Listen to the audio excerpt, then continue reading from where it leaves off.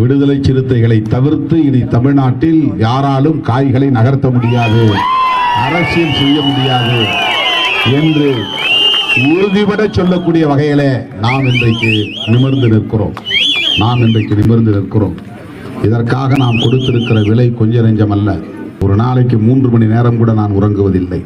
இந்த 30-35 ஆண்டுகளாக இரவு பகல் பாராமல் புரட்சியாளர் அம்பேத்கரின் கொள்கைகளை பரப்பி, அவருடைய சிந்தனைகளை பரப்பி, நாங்களும் ஒரு அரசியல் சக்தி என்பதை உணர்த்தக்கூடிய வகையில இன்றைக்கு 4 சட்டமன்ற உறுப்பினர்களையும் 2 நாடாளுமன்ற உறுப்பினர்களையும் கொண்ட ஒரு மாநில கட்சியாக அங்கீகரிக்கப்பட்டிருக்கிறோம். தமிழ்நாட்டில் இது ஒரு தவிர்க்க முடியாத சக்தி என்பதை மேலும் மேலும் உறுதிப்படுத்த வேண்டும். சிறுத்தைகள் இருக்கிற அணிக்கு எமது வாக்கு என்கிற உறுதிப்பாட்டை நீங்கள் மேற்கொள்ள வேண்டும். அந்த உறுதிப்பாட்டை நீங்கள் எடுத்தால் திருமாவளவனின் குரல் இன்னும் அழுத்தமாக ஒலிக்கும், இன்னும் வலுவாக ஒலிக்கும். திருமாவளவனின் உழைப்பு இன்னும் பெருகும்.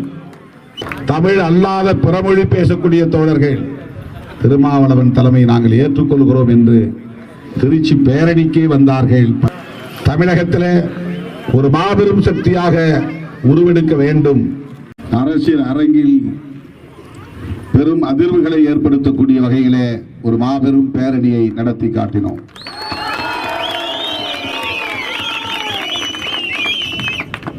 நாங்கள் அம்பேத்கரின் பிள்ளைகள் வருகிறோம், நாட்டை காக்க வருகிறோம், மக்களை காக்க வருகிறோம், அரசமைப்பு சட்டத்தை காக்க வருகிறோம் என்று திருச்சிராப்பள்ளியின் வீதிகளிலே கோட்டு சூட்டு அணிந்து கொண்டு வீறு நடை போட்டோம்.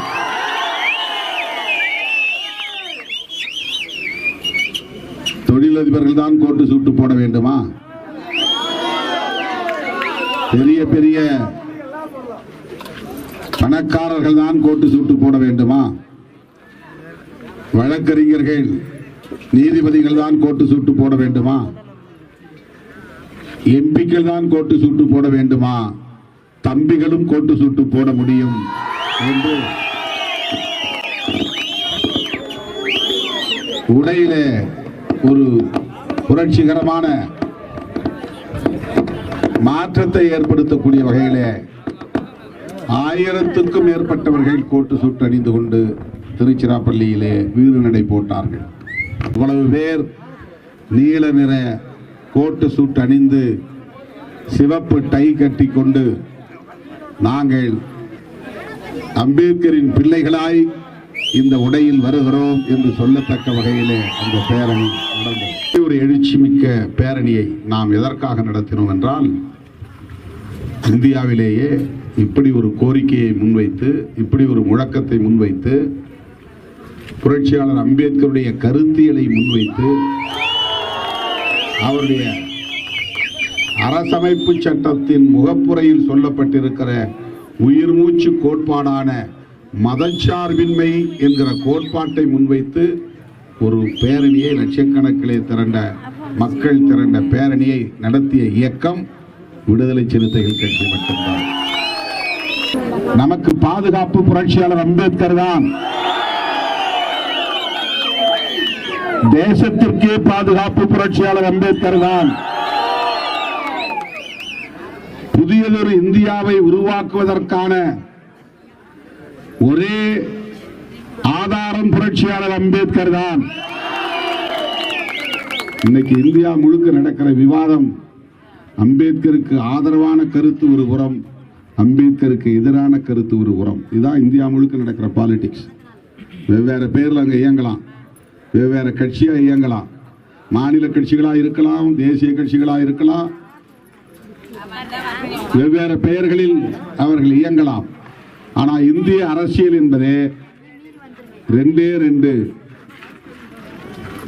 கொள்கை அடிப்படையில் தான் இயங்குகிறது. ஒன்று ப்ரோ அம்பேத்கர், இன்னொன்று ஆன்டி அம்பேத்கர். அம்பேத்கரை ஆதரித்து பேசக்கூடியவர்கள் ஒரு புறம், அம்பேத்கரை எதிர்த்து அரசியல் செய்யக்கூடியவர்கள் இன்னொரு புறம். அம்பேத்கருடைய கருத்தியலுக்கு, அவருடைய சிந்தனைகளுக்கு, அவருடைய அரசியலுக்கு எதிராக இருப்பவர்கள் பிஜேபி தலைமையில் இருக்கிறார்கள். அம்பேத்கர் கருத்தை ஆதரித்து அதற்கு துணையாக நிற்பவர்கள் ராகுல் காந்தி தலைமையின் கீழே இருக்கிறோம். காங்கிரசுக்கு பின்னால் இருக்கிறோம். நாமெல்லாம் உயர்த்தி பிடிக்கிறார். அரசமைப்பு சட்டம்னா அப்படி அரசமைப்பு சட்டத்தை தூக்கி பிடிச்சா என்ன அர்த்தம் தெரியுமா? அம்பேத்கரை தூக்கி பிடிக்கிறார்னு அர்த்தம். அதுதான் புதிய இந்தியாவை உருவாக்குவதற்கான ஒரே ஆதாரம். பிஜேபிக்காரன் அம்பேத்கருக்கு பிறந்த நாள் கொண்டாடுவான், சிலைக்கு வந்து மாலை போடுவான், நினைவு நாள்ல வந்து மாலை போடுவான், அம்பேத்கரை புகழ்ந்து பேசுவான். ஆனால் இந்த மக்களுக்கு இழைக்கப்படுகிற அநீதிகளை கண்டு ஒருபோதும் கொந்தளிக்க மாட்டான். இந்து என்று சொல்லுவான், கோவிலுக்குள்ள நுழையக்கூடாதுன்னு தடுக்கும் போது அவனும் சேர்த்து தடுப்பான். இவ்வளவு காலம் பழக்கம் எப்படி அப்படியே இருந்துங்க அப்படின்பா. இத்தனை வருஷம் நீ உள்ள வரல, இப்போ வராத. தேர் எங்க வரலும் வரும், அந்த தெரு வரலும் வரணும். இவ்வளவு காலம் அப்படிதான் இருந்துச்சு, இப்போ உங்க ஊருக்கு கூப்பிடாதீங்க. இதுதான் இந்தியா முழுக்க, தமிழ்நாடு மட்டுமல்ல இந்தியா முழுக்க. புரட்சியாளர் அம்பேத்கர் அவர்கள் அந்த ஒற்றை மனிதர் மாமனிதர் உருவாக்கிய, அல்லும் பகலும் அரும்பாடுபட்டு உருவாக்கிய, தூங்காமல் உண்ணாமல் 3 ஆண்டு காலம் கடுமையாக உழைத்து எழுதிய நூல்தான் கான்ஸ்டிடியூஷன் என்கிற அரசமைப்பு சட்டம். அதுதான் இன்றைக்கு நம்மை தலைநிமிர வைத்திருக்கிறது, நம்முடைய உரிமைகளை பாதுகாக்கிறது. இன்றைக்கு நாம் எல்லாம் கோட்டு சூட்டு போட்டு ஒரு வீதியிலே வீரநடை போடுகிறோம் என்று சொன்னால் அந்த தலை நிமிர்வை உருவாக்கியது புரட்சியாளர் அம்பேத்கர் எழுதிய அரசமைப்பு சட்டம் தான். ஆகவே இந்தியாவில் அம்பேத்கர் அரசியலுக்கு ஆதரவாக ஒரு அணி, அம்பேத்கர் அரசியலுக்கு எதிராக ஒரு அணி. இதுதான் இந்தியா முழுக்க. அவனுக்கு இந்த நாட்டில் இருக்கிற தீண்டாமை பற்றி கவலை இல்லை, சாதிய வன்கொடுமைகளை பற்றி கவலை இல்லை, இந்த மக்களுக்கு எதிராக இழைக்கப்படுகிற வன்கொடுமைகளை பற்றி கவலை இல்லை. இவர்கள் படிக்கிறார்களா படிக்கவில்லையா அதை பற்றி கவலை இல்லை. இவர்களுக்கு இடஒதுக்கீட்டு பயன் கிடைக்கிறதா கிடைக்கவில்லையா அதை பற்றி கவலை இல்லை. இவர்களின் கிராமங்களிலே அடிப்படை வசதிகள் இருக்கின்றனவா இல்லையா அதை பற்றி கவலை இல்லை. சுடுகாடு இருக்கிறதா இல்லையா, சுடுகாடு இருந்தால் சுடுகாட்டு பாதை இருக்கிறதா இல்லையா அதை பற்றி கவலை இல்லை. நாம் எல்லோரும் இந்துக்களாக இருப்போம், முஸ்லிம்களை எதிர்ப்போம், கிறிஸ்தவர்களை எதிர்ப்போம். அவங்க எல்லாம் மதம் மாற்றம் செய்கிறாங்க. முஸ்லிம்கள் தான் நம்முடைய எதிரிகள், கிறிஸ்தவர்கள் தான் நம்முடைய எதிரிகள். பைபிளை கொளுத்துங்க, மசூதியை இடிங்க. இதுதான் இன்றைக்கு அவன் போதித்துக் கொண்டிருக்கிறான். அம்பேத்கர் அவர்கள்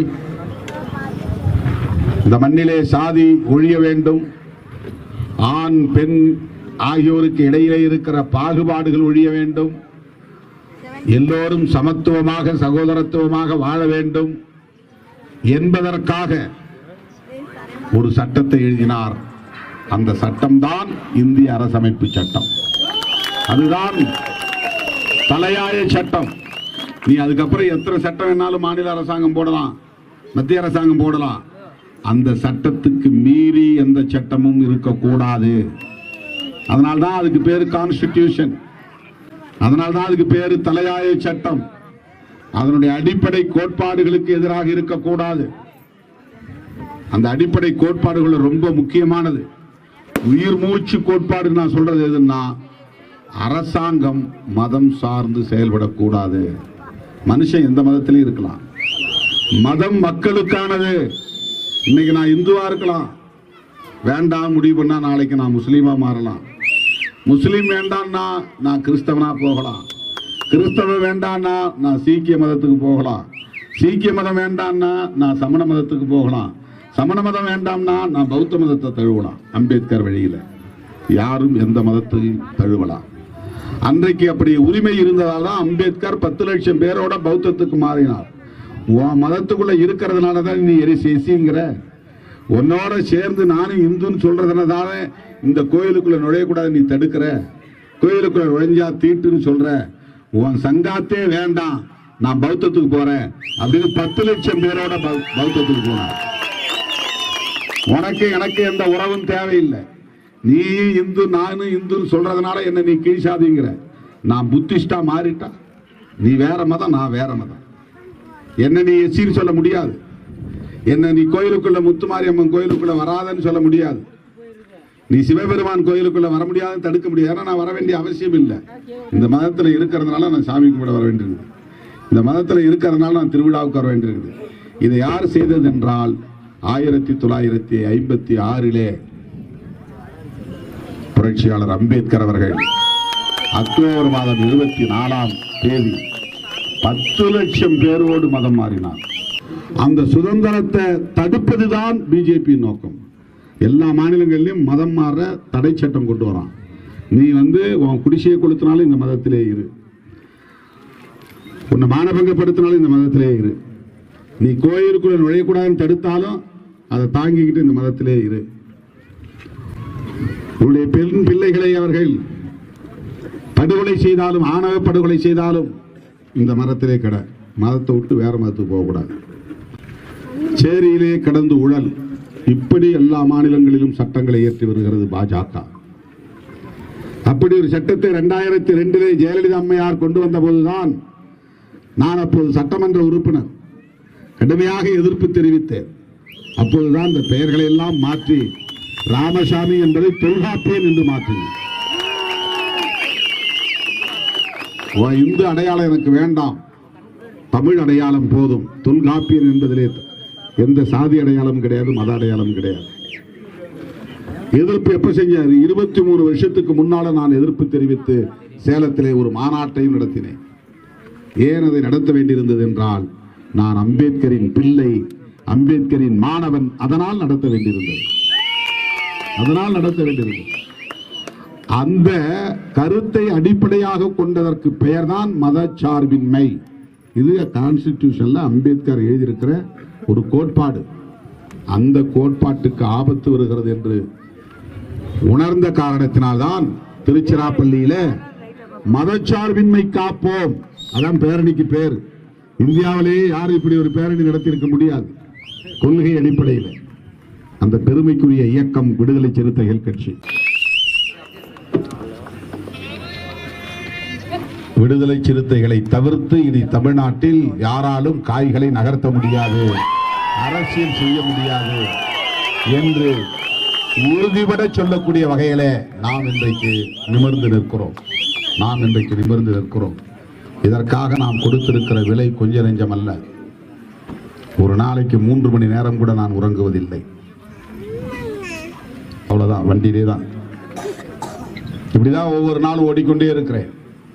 இப்படியெல்லாம் இந்த 30-35 ஆண்டுகளாக இரவு பகல் பாராமல்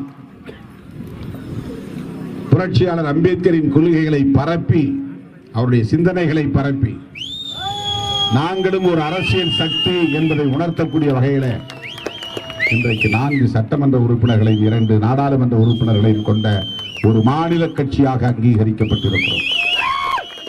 இந்த அங்கீகாரத்தை தக்க வைக்க வேண்டும். தமிழ்நாட்டில் இது ஒரு தவிர்க்க முடியாத சக்தி என்பதை மேலும் மேலும் உறுதிப்படுத்த வேண்டும். இத்தனை காலம் இந்த இயக்கம் இல்லாமல் இருந்த காலத்தில் நீங்கள் வெவ்வேறு இயக்கங்களில் இருந்திருக்கலாம். இத்தனை காலம் திருமாவளவன் இல்லாத காலங்களில் நீங்கள் யார் யாருக்கோ வாக்களித்திருக்கலாம். இன்றைக்கு இந்த ஒடுக்கப்பட்ட மக்களுக்காக, விளிம்பு நிலை மக்களுக்காக புரட்சியாளர் அம்பேத்கரின் கொள்கைகளை ஏந்தி களவாடி கொண்டிருக்கிற விடுதலை சிறுத்தைகள் கட்சியை வலுப்படுத்த வேண்டும். இனி ஒவ்வொரு ஓட்டும் சிறுத்தைகள் இயக்கத்திற்கு என்ற உறுதியை நீங்கள் மேற்கொள்ள வேண்டும். சிறுத்தைகள் இருக்கிற அணிக்கு எமது வாக்கு என்கிற உறுதிப்பாட்டை நீங்கள் மேற்கொள்ள வேண்டும். அந்த உறுதிப்பாட்டை நீங்கள் எடுத்தால் திருமாவளவனின் குரல் இன்னும் அழுத்தமாக ஒலிக்கும், இன்னும் வலுவாக ஒலிக்கும். திருமாவளவனின் உழைப்பு இன்னும் பெருகும். ஆகவே கடந்த காலங்களில் எப்படியோ நாம் வெவ்வேறு இயக்கங்களில் சிதறி கிடந்திருக்கலாம், வெவ்வேறு கட்சிகளில் சிதறி கிடந்திருக்கலாம், வெவ்வேறு சின்னங்களுக்கு வாக்களித்திருக்கலாம். ஆனால் இன்றைக்கு தமிழகத்திலே விடுதலை சிறுத்தைகள் கட்சி ஒரு மாநில கட்சியாக அங்கீகரிக்கப்பட்டிருக்கிற சூழலில் கர்நாடகாவிலும், கேரளாவிலும், ஆந்திராவிலும், தெலுங்கானாவிலும், மகாராஷ்டிராவிலும் எங்கள் கட்சி விடுதலை சிறுத்தைகள் தான் என்று சொல்லக்கூடிய வகையில இன்றைக்கு அங்கே பிறமொழி பேசக்கூடிய தோழர்கள், தமிழ் அல்லாத பிறமொழி பேசக்கூடிய தோழர்கள் திருமாவளவன் தலைமை நாங்கள் ஏற்றுக்கொள்கிறோம் என்று திருச்சி பேரணிக்கே வந்தார்கள், பங்கு பெற்றார்கள். அப்படி தென்னிந்தியா முழுவதும் வளர்கிற இந்த இயக்கம் தமிழகத்தில் ஒரு மாபெரும் சக்தியாக உருவெடுக்க வேண்டும். முடக்குவாதம், மூலம் உள்ளிட்ட நோய்களுக்கு சிறப்பு சிகிச்சை பெற ஸ்ரீவித்யா சித்தா மற்றும் வர்மா மருத்துவமனை, அரியலூர்.